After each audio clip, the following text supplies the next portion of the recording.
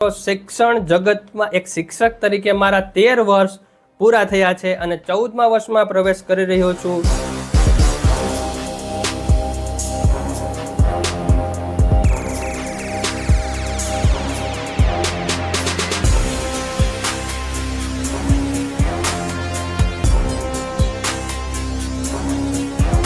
આ વર્ષો દરમિયાન જ મેં યુટ્યુબની શરૂઆત કરી હતી અને શરૂઆતના દિવસોમાં મેં યુટ્યુબમાં અનેક વિડીયો મૂક્યા હતા, ત્યારે સક્સેસ મને કઈ રીતે મળી? 11,000 પ્લસ સબસ્ક્રાઈબર આજે મારે થયા છે। ત્યારે શું મેં એવું અલગ કર્યું કે જેથી કરીને એટલા સબસ્ક્રાઈબર થયા છે? શિક્ષણ જગતમાં કેવી સરસ મજાની આ જિંદગી રહી, આ જર્ની રહી, તેની ચર્ચા આપણે આજના વિડીયોમાં કરવાની છે। તો વિડીયો પૂરો જોજો જેથી કે તમને પૂરી માહિતી મળી જશે। તો ચાલો આજનો વિડીયો શરૂ કરીએ।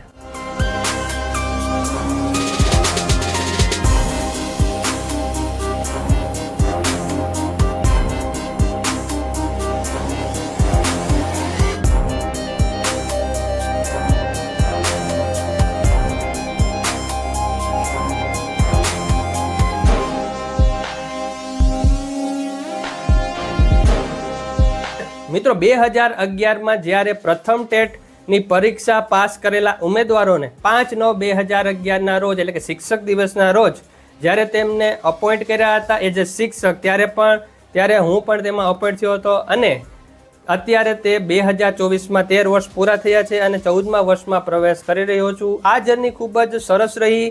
પહેલો દિવસ લ્યો કે આજનો દિવસ લ્યો, તમામ દિવસો આપણે યાદ હોય છે। ખાસ કરીને જે પહેલો દિવસ હોય છે તે હંમેશા યાદ રહેતો હોય છે, તમને પણ યાદ રહ્યો હશે। શિક્ષક તરીકેની જર્ની હતી। મારા 13 વર્ષોમાં જેટલા પણ વિદ્યાર્થીઓ મારી પાસે ભણી ગયા છે અને જેટલા પણ વિદ્યાર્થીઓ ભણવાના છે તેને આપણે આજનો વિડીયો ડેડિકેટ કરીએ છીએ, કેમ કે આજના વિડીયોમાં આપણે સરસ મજાની એ વાત જોવાની છે કે જે વિડીયોઝ મેં શરૂઆતમાં બનાવ્યા હતા એઝ એ રુદલપુર પ્રાઇમરી સ્કૂલ નામની યુટ્યુબ ચેનલ મેં શાળા કક્ષાએ બનાવી હતી અને તમામ જે વર્ષો છે તે ક્યારે વીતી ગયા મને પણ વિશ્વાસ નથી આવતો કે 13 વર્ષ પૂરા થઈ ગયા છે। યુટ્યુબની વાત કરીએ તો યુટ્યુબ મેં 2016થી શરૂ કર્યું, જે ડિસેમ્બર મહિનામાં શરૂ કર્યું હતું।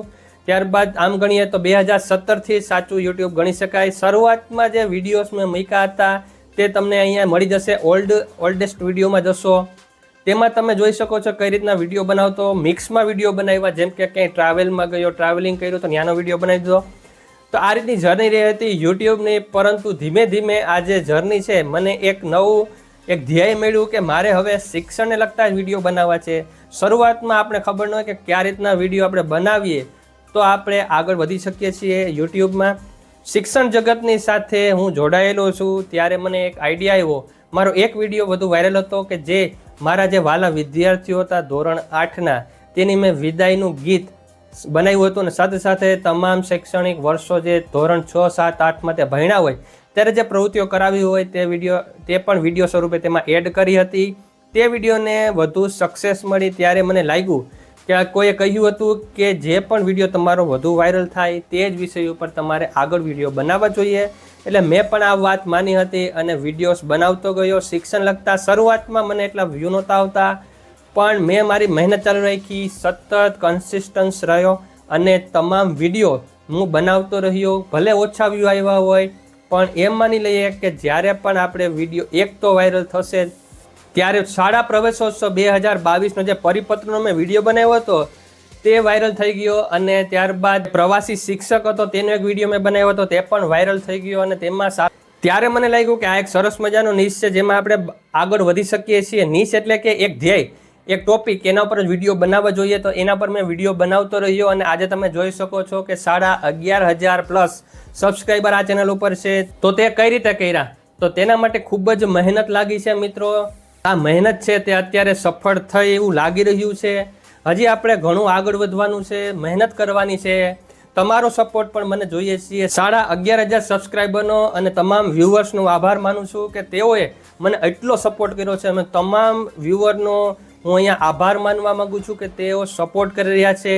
હા, હવે આનાથી તમને એ શીખવા મળે છે કે એઝ એ યુટ્યુબ ચેનલ તમારે હોય તો તમે કઈ રીતે સક્સેસ થઈ શકો। મિત્રો પહેલાં તો નેગેટિવિટીથી દૂર રહેવાનું છે। નેગેટિવ વાતાવરણમાં એવા લોકો સાથે તમે રહી રહ્યા છો કે જે તમને ડિમોટિવેટ કરે છે તો તેનાથી દૂર રહો બની શકે કે તેઓ તમારા યુટ્યુબ ચેનલ વિશે જાણતા હોય, તમારા વિડીયોઝ પણ જોયેલા હોય, પણ એ કોઈ વાત જ ન કરે. તો આપણે એનાથી ડિમોટિવેટ નથી થવાનું. એવા લોકો છે જે તમારી વાત નથી કરતા, તમારા કામની વાત નથી થતી, તો તમે તેનાથી જ દૂર રહો.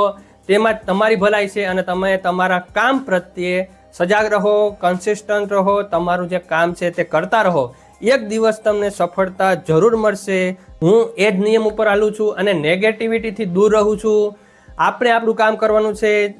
આપણું આજનું કામ છે એનાથી આવતીકાલનું કામ છે તેનાથી બેસ્ટ થવું જોઈએ, તે આપણે ધ્યાન રાખવાનું છે અને આપણે આપણું કામ કરવાનું છે. તો આ રીતે જ 11,500 સબસ્ક્રાઈબરને મારે ધન્યવાદ આપવો છે, તેમનો આભાર માનવો છે કે તેઓ અત્યારે આપણે આ જર્ની સાથે છે અને તેઓ સપોર્ટ કરી રહ્યા છે.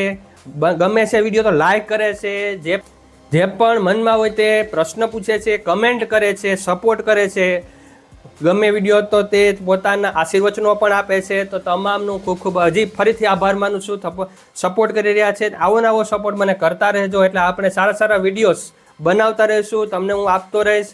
તો મિત્રો, આજનો વિડીયો હતો એ આ મારી સરસ મજાની જર્ની વિશે, યુટ્યુબની લાઈફ વિશે હતો. વિડીયો કેવો લાગ્યો જરૂર કહેજો. વિડીયો ગમે તો લાઈક કરી દેજો, ચેનલ સબસ્ક્રાઇબ કરી બેલ આઇકોન દબાવી દેજો, જેથી કરીને તમે નવા નવા અપડેટ્સ મળતા રહે. Thank you very much. જય શ્રી કૃષ્ણ.